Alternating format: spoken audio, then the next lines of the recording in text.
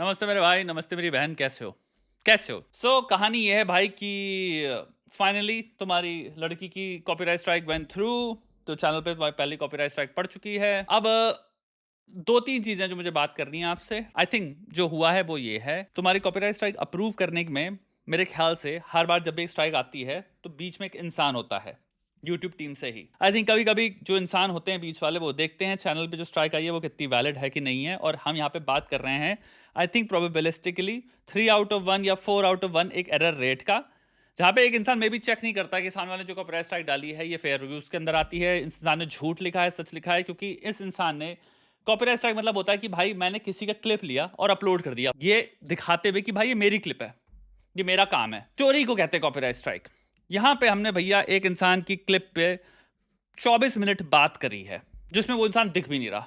इस इंसान ने कॉपीराइट स्ट्राइक के क्लेम में लिखा है कि भैया मैंने जो किया है वो है इनकी 24 मिनट का जो मेरा वीडियो है वो है इनकी क्लिप, जो कि झूठ है। तो भाई ये यूट्यूब की तुम्हारी निकम्मापना हुआ, जहां पे आप बेसिकली नोटिस भी नहीं कर पाए कि इंसान जो कॉपीराइट स्ट्राइक डाल भी रहा है वो वैलिड है कि नहीं है, कितनी वाहियात है। बहरहाल अब भैया आ गई, द स्ट्राइक वेंट थ्रू। तो मेरे पास फॉलोइंग ऑप्शंस हैं इस वक्त।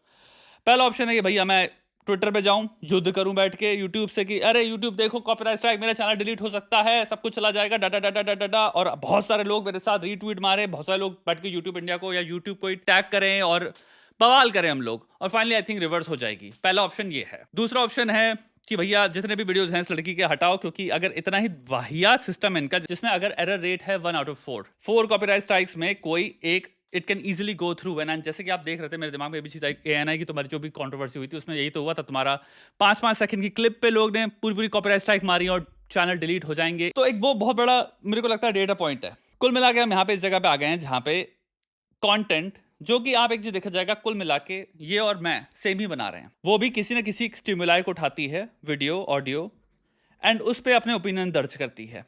मैं अभी वीडियो ऑडियो स्टिमुलाई को देख रहा हूं और उस पर फिर मैं एक बहुत लंबी कमेंट्री कर रहा हूं, डिटेल कमेंट्री कर रहा हूं, कोशिश कर रहा हूं कमेंट्री में बायस जितना कम हो, क्रिटिकली हम जितना सोच पाए, पर्सपेक्टिव जितना हम ऐड कर पाए। ये बात हम क्लियरली स्टैब्लिश कर चुके हैं, इस इंसान के अंदर जीरो कैपेसिटी है किसी भी तरह की क्रिटिसिज्म, डिसएग्रीमेंट, कुछ भी सहन करने की। मुझे अभी तक समझ में नहीं आता इस इंसान को जितने लोग भी फॉलो कर रहे हो, जिसमें देखता हूं बहुत वेरीफाइड लोग हैं, कुछ लोग हैं जो कि डॉक्टर फॉक्टर ये सब भी हैं, यहीं पे जितने लोग भी हैं जो इन्फ्लुएंसर हैं, उन्हीं के साथ अगर अभी ये हो कॉपीराइट स्ट्राइक आ जाए, चैनल डिलीशन पे आ जाए, आपका पूरा पूरा काम खत्म हो सकता है। तो आप लड़ने पे आ जाओगे, अनफेयरनेस पे आ जाओगे, युद्ध पे आ जाओगे। बट आपकी टीम वाला जब तक दूसरों के साथ कर रहा है तो आप ऐसे ब्लाइंड आई टर्न करते हो और आप सपोर्ट करते हो, इसकी कोई हद नहीं है। दूसरी चीज आती है फॉलोअर्स पे। आपको इसमें ह्यूमन नेचर के बारे में एक बहुत खतरनाक चीज दिखती है कि भाई ह्यूमन नेचर के पर्सपेक्टिव से कितने सारे लोग हैं जो कि किसी भी तरह की क्रूअल्टी इजिली सपोर्ट करते हैं। कोई आवाज नहीं उठाते, वो न्यूट्रल रहेंगे और वो सपोर्ट करते रहेंगे इंसान को, वो चुप्पी में सपोर्ट करेंगे इंसान को, लेकिन एट द सेम टाइम वो बहुत मॉरली एक्ट करेंगे। सिलेक्टिव कॉजेस में उनकी सारी मॉरलिटी जग जाती है, लेकिन जब मोरालिटी क्वेश्चन में आती है ऑब्जेक्टिवली कि भैया मॉरल तुम कह रहे हो तुम हो, तो यानी मॉरली रॉन्ग पे तुम खड़े होगे, नहीं होते, गायब। इतने सारे फॉलोअर्स इस इंसान के, उन्हें घंटा इस बात से फर्क नहीं पड़ता कि ये इंसान इंक्लाइंड है अग्रेसिव एक्शंस लेने के लिए। जब कोई इस इंसान से डिसएग्री करता है, फिर इस इंसान की कोई खिल्ली उड़ा दे, फिर कोई क्रिटिसिज्म कर दे, कुछ भी कर दे, यानी कि बहुत ही रिएक्टिव अग्रेशन है इस इंसान का, जो कि एक काइंड ऑफ साइकोपैथी का ट्रेट होता है। मैं ये नहीं कह रहा हूं इंसान साइकोपैथ है, बाय द वे, मैं कह रहा हूं ये साइकोपैथी में एक ट्रेट ये होता है, रिएक्टिव एंगर, इंपल्सिविटी बहुत ज्यादा। दूसरा नार्सिसिज्म के अंदर एक बहुत खतरनाक ट्रेट होता है कि भैया हमें फुल सुप्रीमेसी चाहिए, यानी भैया मुझे सिर्फ वाहवाही चाहिए, वाहवाही चाहिए, वाहवाही चाहिए, और गलती से अगर किसी ने क्वेश्चन कर दिया तो हम उसको ऑब्लिटरेट कर देंगे। ये एक नार्सिसिस्टिक ट्रेट है, सुप्रीम नार्सिसिस्टिक ट्रेट है। और ये चीज जब मैं देखता हूं, जब मैं पुट टुगेदर करता हूं, मैं देखता हूं कितने सारे लोग हैं जो क्लियर उनके सामने एविडेंस है कि इंसान ही करता है, क्लियरली वो इंसान का कॉन्टेंट है पुट करना कि देखो मॉरली कितनी चीजें रॉन्ग हो रही हैं। मेरी बात समझना, हिपोक्रेसी छोड़ो, भाड़ में हिपोक्रेसी, तमाशा देखो क्या हो रहा है। एक इंसान कह रहा है देखो कितनी चीजें रॉन्ग है मॉरली सोसाइटी में, ये कंटेंट है उस इंसान का, कोई साइकोलॉजिस्ट का कोई लेना देना नहीं है। कुल मिला के कंटेंट एक्चुअली मॉरल फिलॉसफी पे बहुत ही सिंप्लीफाइड रिडक्टिव कंटेंट है, बट ये है। फिर वो इंसान खुद ही त्रासदी करता है, जो इंसान ब्लेम कर रहा है दूसरों को, जो इंसान पॉइंट उठा रहा है त्रासदी हुई है, जो इंसान कह रहा है एक्सप्लॉयटेशन हुआ है, मिसयूज हुआ है, प्रताड़ना हुई है, यही है ना। फिर उसको सेम चीज करने में, ऑपरेसर बनने में विद इन मिली सेकेंड्स लगते हैं, और उसके सारे फॉलोअर्स अंधे हैं। कितनी खतरनाक चीज है। अब यहां पे मैं अपना ओपिनियन देने वाला हूं। क्या मुझे इस चीज से फर्क पड़ता है? जीरो। क्या मेरे चैनल पे कॉपीराइट स्ट्राइक आई, क्या मुझे फर्क पड़ता है? जीरो। अगर इस वीडियो पे कॉपीराइट स्ट्राइक आई, टेक्निकली ये मारती रहे। हम यहां पे बात कर रहे हैं चैनल डिलीशन की। क्या मुझे अगर चैनल डिलीट हो जाए या यूट्यूब खत्म हो जाए कोई फर्क पड़ता है? घंटा। सच बताऊं, दिल से घटा कोई फर्क नहीं पड़ता। टू बी ऑनेस्ट, जो महसूस होगा वो राहत ही होगी, क्योंकि अब यूट्यूब ये बन चुका है, तो यूट्यूब करने का कोई मन नहीं करता। अगर यूट्यूब ओपन डिस्कोर्स था, डायलॉग था, डिबेट था, डिसएग्रीमेंट था, ड्रामा भी था, तो तब तक कोई फर्क नहीं पड़ता। अगर कोई यूट्यूब पे वीडियो बना रहा है, भाई ड्रामा भी कर रहा है, लेकिन उसको हम टैकल कर रहे हैं आर्ग्यूमेंट से, उसमें भी कोई बुराई नहीं है। देखिए ये चीज कि हम तुम्हारे चैनल ओब्लिटरेट कर देंगे, हम यहाँ पे बात कर रहे हैं बहुत ही ज्यादा आई थिंक हाइपर प्रिविलेज्ड, बहुत ज्यादा सेल्फ सेंटर्ड लोगों की, जिनकी जिंदगी में अब ये है कि आई थिंक मेरी हाइपोथेसिस होगी, बचपन से ही जो भी इनको चाहिए था वो मिलता रहा, अब ये बड़े हो गए हैं और इनको यूट्यूब पे अब वो वाहवाही जो माता पिता से और इनको जो इनके घर में मिली है वो इनको दुनिया से चाहिए। जहां उस चीज को कोई क्वेश्चन कर दे, ये पहले खुद ही वीडियो बनाएंगे दूसरों पे, उसी सेम फॉर्मेट का अगर वीडियो दूसरा इन पे कोई बना दे, तो अब जब डायलॉग, ड्रामा, तर्क वितर्क, आदान प्रदान, एक्सचेंज, ये सब जब नॉर्म ही नहीं है, तो यूट्यूब करने का पॉइंट क्या यार। तो इन अ सेंस चैनल डिलीट होना मेरे लिए आई थिंक बहुत ही राहत वाली चीज है। मुझे घंटा कोई फर्क नहीं पड़ता, मैं बहुत ही खुश होऊंगा अगर एक्चुअल में डिलीट हो जाता है सारा चैनल। द ओनली प्रॉब्लम जो है, और वो मैं आपके साथ शेयर कर देता हूं क्योंकि मैंने सोचा इसके बारे में, वो यही है कि चैनल डिलीट होना मतलब है एक चैनल डिलीट नहीं होगा, सारे के सारे चैनल डिलीट हो जाएंगे। शताब गंगवार भी डिलीट हो जाएगा। मैनसूत्रा वाला जो ओरिजिनल चैनल है उसमें उतने कोई वीडियोस है नहीं, लेकिन शताब गंगवार में बहुत तगड़े लेवल पे बहुत सारा काम है मेरा, बहुत सारे सालों का काम है मेरा, जो मैं चाहूंगा जिंदगी में कभी 10 साल बाद, 20 साल बाद, 30 साल बाद पलट के देखना, तो मैं चाहूंगा कि एटलीस्ट वो रहे।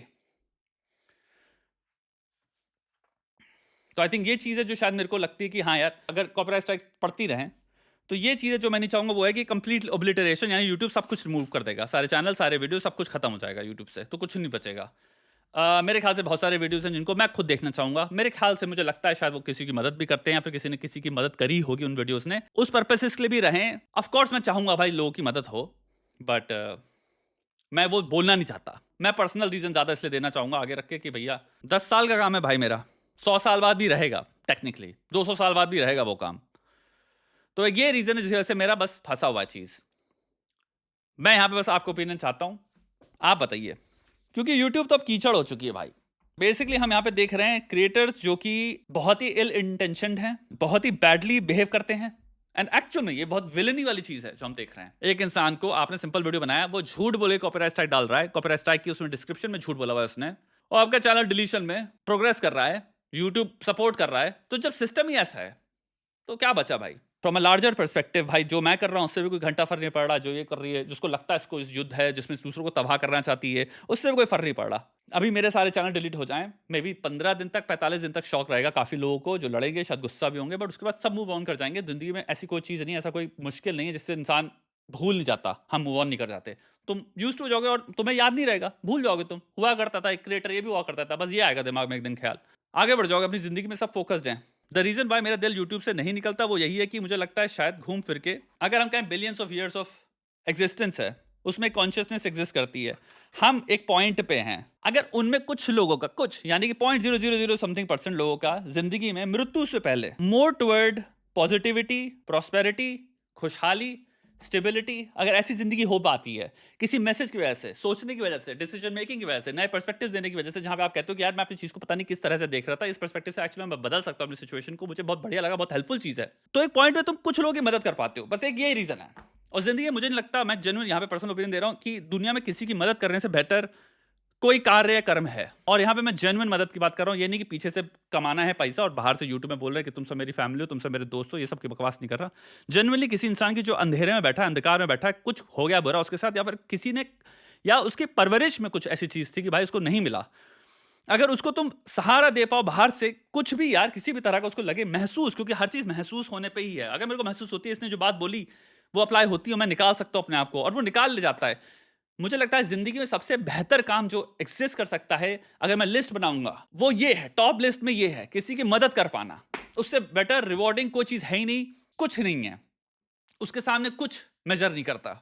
अगर चैनल डिलीट हो जाते हैं मेरे, मैं एक बात आपसे बस ये कहूंगा, जिंदगी में हो पाए पैसा खूब कमाओ, लेकिन अपनी जिंदगी में अगर गोल कभी बनाना हो तो ऐसा बनाना कि भाई मैं किसी ना किसी तरह से पृथ्वी को कुछ देना चाहता हूं, यानी ह्यूमैनिटी को कुछ तो कुछ सर्व करना चाहता हूं, और वो मैं सबसे बेहतर तरीके से क्या कर सकता हूं, सबसे ज्यादा संतुष्टि, सुख वहीं से मिलेगा, सिर्फ वहीं से मिलेगा। लड़ाई करके नहीं, युद्ध करके नहीं, कमेंट सेक्शन में गाली बक के नहीं, दूसरों को इन ग्रुप आउट ग्रुप करके नहीं, कर्म से। इसलिए जब एक डॉक्टर भाई एक लेट्स से कोशिश करता है बाहर निकल के कि भाई मैं हर तरह के तबके के लोग जो कि अफोर्ड नहीं कर सकते चीजें, उनकी भी मदद करना चाहूंगा, क्योंकि मैंने एक बहुत मुश्किल से, कठिनाई से, कर्मयोग से मैंने एक चीज को प्राप्त किया है और उस नॉलेज से अब मैं इंसानियत की मदद करना चाहता हूं। मैं लिख के दे रहा हूं, उस इंसान की, उस व्यक्ति की जिंदगी में बहुत तगड़े लेवल पे जो हैप्पीनेस आएगी, उसका बहुत बड़ा स्रोत वो पैसा नहीं होगा जो कि अपनी वर्क से कमा रहा है, वो वहां से होगा जब वो लोगों की मदद कर रहा है। पैसा कमाओ अपने लिए भी, परिवार के लिए भी, बढ़ोतरी के लिए भी, लेकिन जिंदगी में इस चीज से दूर मत हो जाना। इंसानियत का भला करना, इंसानियत को करना, क्योंकि असली हमारा जो ग्रुप है वो इंसानी है। तो भाई मेरा तो मैसेज यही है आपसे,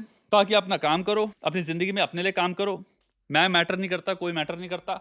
ऑल्सो ऑब्जेक्टिवली जितनी चीजों को देख पाओ देखो। ऑब्जेक्टिवली अगर आप एक चीज नोटिस भी करोगे, जिंदगी में जो लोग कोई भी रूल तोड़ के, झूठ, छल कपट कैसे भी कर आके आगे बढ़ने चाहते हैं, वो देखो कैसे बढ़ते हैं।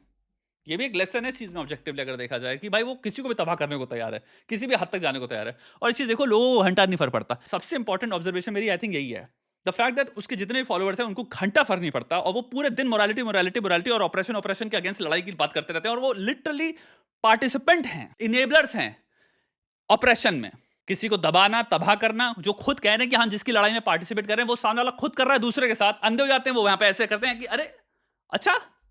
तो ये चीज देखो ह्यूमन बिहेवियर के बारे में कितनी खतरनाक चीज है। मैं नहीं कह रहा हर इंसान की, बट मोस्ट लोगों की मोरालिटी घंटे भर की है। तो प्रैक्टिकली भी जिंदगी में सोचो, मोरालिटी को कंसिडर करो, पढ़ो और इनैक्ट करो। कोशिश करो कि मैं खुद से मॉरली फेयर होऊंगा, बट ये एक्सपेक्ट मत करो कि सामने वाले लोग भी ऐसे बिहेव करेंगे या रेसिप्रोकेट करेंगे। Moral behaviour I don't think बहुत रेसिप्रोकल एंटिटी है, घंटा नहीं है। मोस्ट ह्यूमंस घंटा मॉरली बिहेव नहीं करते, वो सोचते भी नहीं है। मोस्ट ह्यूमंस एक्चुअली में बहुत हद तक अपने गुड, सेल्फ इंटरेस्ट, ग्रीड, सिन, लस्ट, इस पे ऑपरेट करते हैं।